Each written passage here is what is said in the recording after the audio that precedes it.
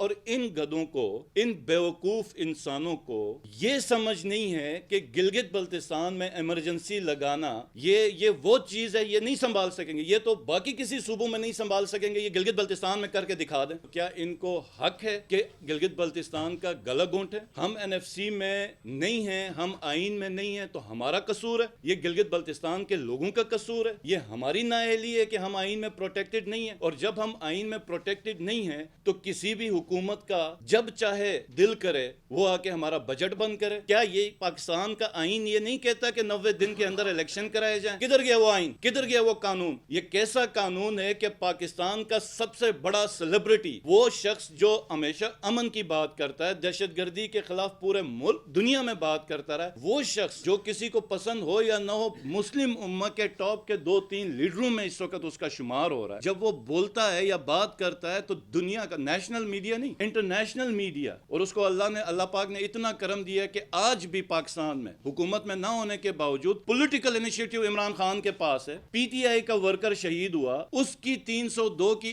FIR کی، اور اس کے بعد پریس کانفرنس میں یہ کہہ رہے ہیں کہ نہیں جی وہ ایکسیڈنٹ سے مرا۔ مطلب یہ کسی بھی آپ دوسرے ملک میں ہوتا تو آپ کو اندازہ نہیں ہے کہ اس کا کیا انجام ہونا تھا جنہوں نے یہ کیا۔ تو یہ ایک موکری ہے پورے سسٹم کی، اور خدا را اس سسٹم کو اتنا گندا نہ کریں کہ لوگوں کا اس نظام سے، اس سسٹم سے اعتبار اٹھ جائے۔ افغانستان جاؤں، ایران جاؤں، یا رشیا جاؤں، یا یورپ کے کسی ملک میں جاؤں، ہاں وہاں پر سیکیورٹی میں اپنی نہیں لے کے، یہ تو میرا اپنا ملک ہے، یہ پنجاب میرا ملک ہے، KP میرا ملک ہے، یہاں پر یہ کس قسم کی یہ ریزننگ دے رہے؟ آپ عمران خان کے ساتھ اپنی سیکیورٹی رکھ کے بھی نہیں مل سکتے، ورنہ آپ کو سوالات کے جوابات دینے پڑیں گے، آپ کو اس قسم کا غلیظ پروپیگنڈے کا سامنا ہوگا، اور اس کے بعد ابھی ہم اپنی یا کیبنٹ میں ہم رکھ لیں گے، کیونکہ یہ ہمارے لیے عمران خان صاحب کی سیکیورٹی ہمارے لیے بے انتہا ضروری ہے، کیونکہ ہم پاکستان تحریک انصاف سے تعلق رکھتے ہیں، ہمیں تھریٹ الرٹس بھی انٹیریئر منسٹری نے دیا ہوا، اس کے اوپر بھی ہم مشاورت کریں گے۔